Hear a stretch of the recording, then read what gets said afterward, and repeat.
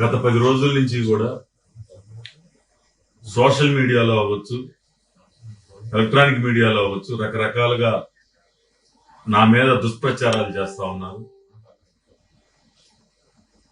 నేను ఈ 5 సంవత్సరాలు ఎవ్వరికీ కూడా చిన్న అవకాశం ఇవ్వకుండా బోడే ప్రసాద్ ఈ తప్పు చేస్తున్నాడు అని చెప్పి వేలెత్తి చూపించకుండా నిత్యం ప్రజల్లో ఉండి పని చేసుకుని ముందుకి వెళ్తూనే అలవాటు చేసుకున్నా తప్పితే ఎక్కడా కూడా ఎవరితో కానీ నేను ఎవరితో శత్రుత్వం కానీ ఎవరితో కానీ ఇది పెట్టుకోవాలి. ఎంతసేపు ప్రజల్లో ఉండాలి. నారా లోకేష్ గారు ఒకటే చెప్పారు, మీరు నిత్యం ప్రజల్లో ఉండి పని చేసుకోండి, మీరు ప్రజల్లో గెలుస్తారనుకుంటే మీకు అవకాశం కల్పిస్తామని ఆ రోజు చెప్పడం, ఆ తర్వాత 14లో సీట్ ఇవ్వడం, మళ్ళీ 5 సంవత్సరాలు ఓడిపోయిన పట్టుదలతో అదే కృషితోటి పని చేసుకుంటూ మరుసటి రోజు నుంచే ప్రజల్లోకి వెళ్ళడం జరిగింది. ఈ రోజు ఏం చేతకాని ఎదవలు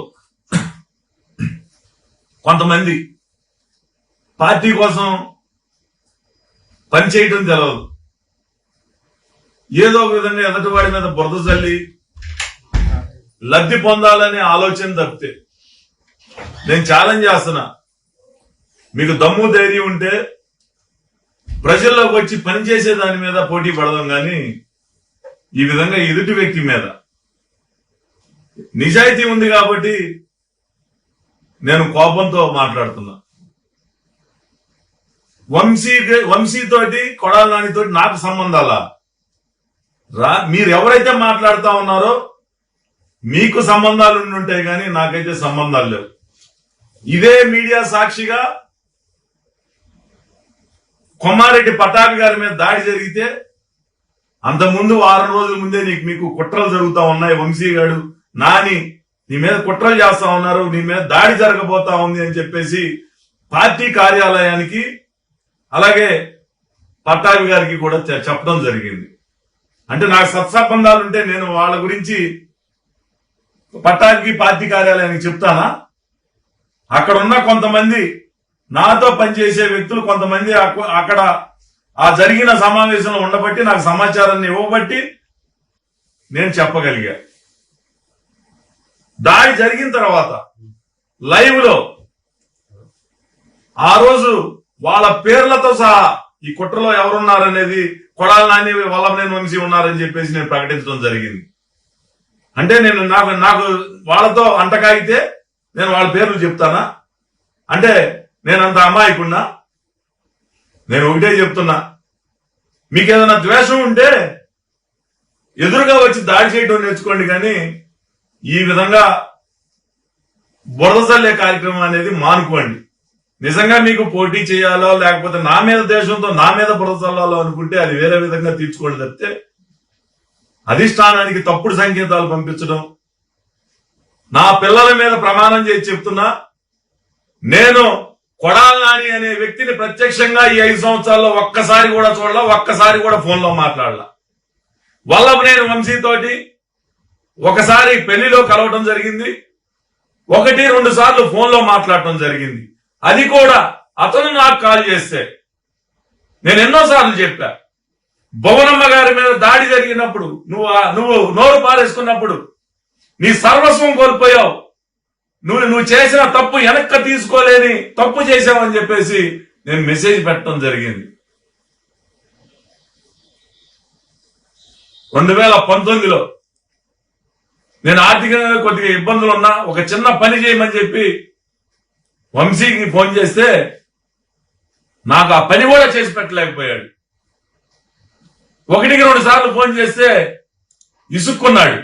ఆ రోజు నుంచి కూడా ఈ రోజు వరకు ఎవరైనా ఫోన్ చేస్తే అతను శత్రువు, నాకు ఈ పార్టీలో లేని వ్యక్తి నాకు స్నేహితుడు కాదు అని చెప్పి మగతనంగా చెప్పిన వ్యక్తిని ఈ విధంగా నా మీద దుష్ప్రచారాలు చేసి మీకు ఏదైనా లబ్ధి పొందాలి అని ఉంటే నేనే వచ్చి అధిష్టానం దగ్గర చెప్తాను కావాలంటే. కానీ నిత్యం ప్రజల్లో ఉండే వ్యక్తి మీద ఈ విధంగా బురద చల్లడం అనేది నిజంగా ప్రజలు ఏదో ఉందేమో అనుకునే భ్రమలో కల్పించే విధంగా మీరు మాట్లాడుతూ ఉన్నారు అని అంటే నేను ఇంక ఏ విధంగా మిమ్మల్ని దూషించాలో కూడా నాకు అర్థం కావట్లా. నేను ఏ రోజు కూడా ఏ వ్యక్తిని సంస్కారహీనంగా నేను మాట్లాడలా. సంస్కారహీనంగా మాట్లాడే సంస్కృతి నాకుంటే కొడాలి నాని మీద మాట్లాడతాను, వల్లభనేని వంశీ మీద మాట్లాడతాను, మీ మీద కూడా మాట్లాడతాను. నేను సంస్కారహీనుడి కాదు కాబట్టే నేను నిత్యం ప్రజల్లో ఉన్నాను, ప్రజల మధ్య ఉన్నాను. అధిష్టానం నన్ను గుర్తిస్తుంది, నాకే అవకాశం కల్పిస్తుంది. నేను పార్టీ అంటే ఒక డెడికేటెడ్ గా, ఒక క్రమశిక్షణగా, ఒక డిసిప్లిన్ గా పని చేయాలి. చంద్రబాబు నాయుడు గారు ఏం చెప్తే అది పని చేయాలి, అదే చేయాలి అని ముక్కుసూడితనంతో పనిచేయబట్టే ఈరోజు నేను నష్టపోయానేమో అని అనుకుంటా ఉన్నా. దయ ఉంచి మీకేదైనా శత్రుత్వం ఉంటే నా ఎదురుగా వచ్చి దాడి చేయండి. నేను కనీసం పోలీస్కి చెప్పను, ఇంకొకరికి చెప్పను. లేకపోతే వచ్చి అడగండి, వివరణ ఇస్తాను. అంతేగాని మీరు ఈ విధంగా బురద జల్లే కార్యక్రమం 2014 నుంచి 19 వరకు కూడా నా మీద విషయం కక్కారు. నేనేదో 100 కోట్లు సంపాదించానని, 1000 కోట్లు సంపాదించానని. మరి ఎట్లా వస్తాయో నాకైతే అర్థం కాదు. నేను ఎక్కడైనా ఏ ఒక్క కాంట్రాక్టర్ దగ్గర గాని, లేకపోతే ఇంకో చాట గాని ₹1 కమిషన్ తీసుకున్నట్టు గాని, అవినీతి చేసినట్టు గాని మీరు నిరూపిస్తే నేను రాజకీయాల నుంచి తప్పుకుంటా. ఎందుకనంటే నీతి నిజాయితీతో పనిచేశాం కాబట్టి ఈ పౌరుషంతో మాట్లాడుతున్నా.